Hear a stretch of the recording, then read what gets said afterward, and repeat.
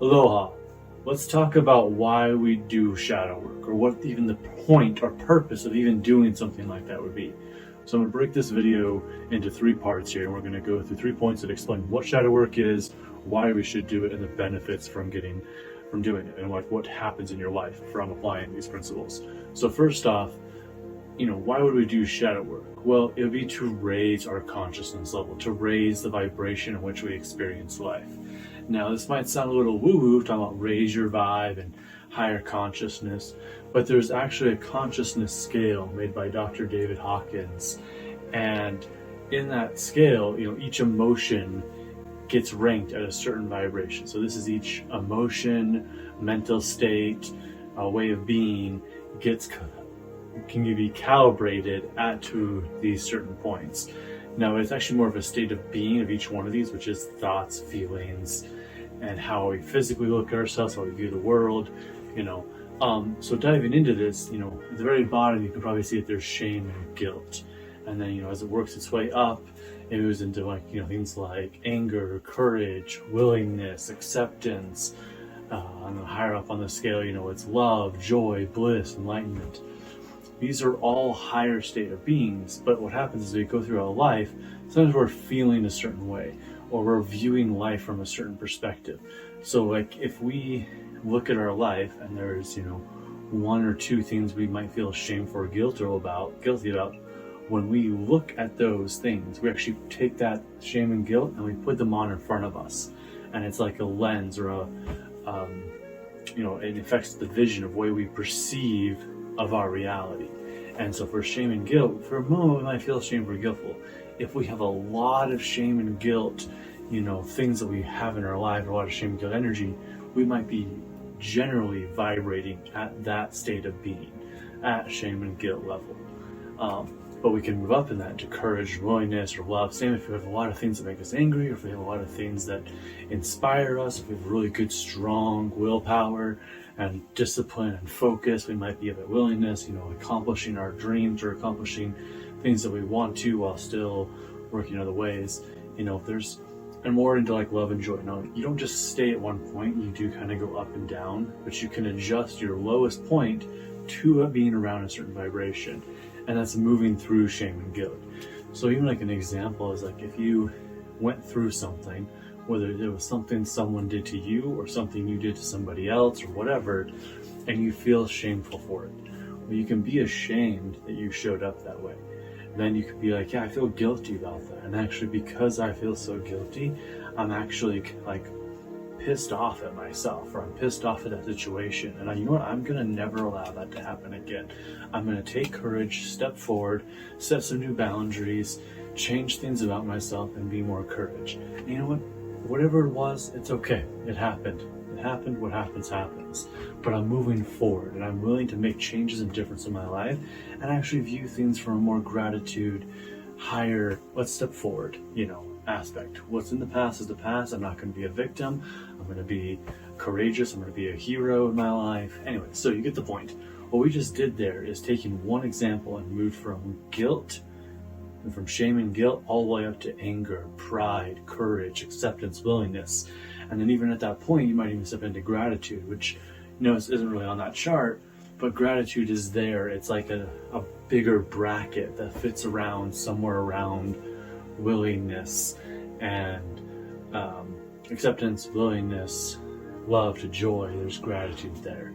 It kind of embraces those. That's more of deeper things. So when you're feeling those certain states, when you're at a state of willingness, you're at a state of love, you're at a state of more happy joyfulness, your state of being has a higher percentage of gratitude in it. So anyways, that's doing shadow work raises your consciousness. It moves out of things. So like you can get stuck in a certain zone. You can get stuck. And so you can look at that sometimes in life when things happen to you in life, or I guess your day-to-day goes. If you notice you're having the same kind of thought over and over again, or you feel the same way about a certain person, or every time a certain memory comes up, you feel a certain way, just notice that. And then notice how you act throughout the day. And you can ask yourself, why do I do that? Like when I do things in my life, why do I do that? Where did I learn to do that? Whether it's in a conversation, maybe as you're having a conversation with someone, you notice you say like a lot, or you say as is, or you say a certain word a lot, or if you act a certain way around certain people. Maybe you act one way around women, you act different around men. Maybe you act different around older men, when you're acting around younger men or younger women, vice versa. So you can ask yourself, why do I do that? Why do I show up that way? Where did I learn that in my life? So this is a shadow work technique that you can actually use of you're realizing you might be stuck somewhere in this consciousness scale and you're not experiencing life the way you want it to be. And that's why it's states of being. Even though it might be esoteric, it can also be a state of being and how you desire to be. And so you can ask yourself oh, am I stuck at a certain point? And you can look at your life and things that you do and go, well, does that serve? Does it not serve? And you can look at that and decide how that factors into your life, And if it is serving, then stick with it. If it's not serving, let it go. Ask yourself the harder questions of who am I being? And so you can look at all your aspects of life, and this helps you actually move up the vibration. But some of these questions, they're not fast answers. They're actually bigger questions. And that's the beginning of shadow work, some of these deeper questions of where am I stuck in life? Why do I do the things I do? Why do I think the things I do? Why do I feel the things I feel? Where did I learn that? Meaning what stories, was it in the past I learned that? Is that something I learned recently? It doesn't have to be childhood either. Sometimes we think everything's in our childhood, but it could be in our teenage years. It could even be something that we learned 10 years ago, or 5 years ago, or 2 years ago, or could even be something that last year you learned from the way somebody treated you then. You learned a new thing and you act that way. So you can look at that. Where did I learn that? Does it serve? Does it not serve? Who am I being? This is beginning the shadow work process, and it actually helps you move up the consciousness scale and live a happier life. Before I started diving into shadow work and into improving my life and being my best self, in a lot of ways I would hear people talk about this concept of there's, body, mind, and spirit, and kind of forms a nice little triangle. Well, I do believe there's another aspect of that. One, just as we have the 4 elements within us, there are, deeper layers to us as well beyond that, right? We have our mind, our body, our spirit, and our shadow. And our shadow is connected a lot to our emotions, because our emotions as water bodies, as water beings, influences our memories and also influences our emotions in a lot of ways. And how we feel on a day-to-day, and our emotions pour into our state of mind. Feelings usually lead into thoughts, and also feelings lead into thoughts, which can lead into the physical body.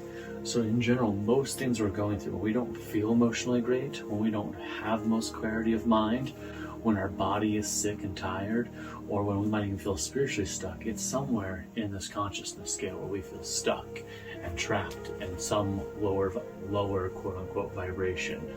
And it might be our mental state is at one zone, and our physical is a different zone. But it's our emotions create our reality, our thoughts create our reality, and we are more than our physical body, we are more than our mind, we are more than our thoughts, we're much more than that. And so gaining control of that allows us to act differently in the world. It makes it easier to make ripples, if you will.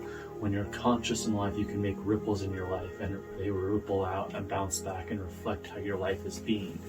But when we don't take awareness and we don't look at things, then we stay at these lower points and we're not aware of what's breaking us down. So this is moving into a 3.0 version of yourself, into a happier life. It's moving your set point from, maybe you wake up every day and your average day is feeling like a 2 or a 3. That's where I was before I began shadow work and spirituality. And now I wake up every day and I'm more like a 7 or an 8, out of 11. On a scale from 1 to 11, and sometimes I'm at a 9, sometimes I'm at 11. Sometimes I still have one or two moment, but not the whole day. And it's also from time to time, it's going to go up and down. There's an ebb and a flow to this process. So why do shadow work? To have a higher consciousness life, to have a happier life, and to move past stuck moments, to be the greatest version of you. You can live an okay life. You can live a fine life. You can live a good life. But the question is, are you living a great life? Are you living your best life? Are you even happy? that's where we take the shadow work, and that's why we do it. And then we live more happy. So, all right, thank you for hanging out for this long.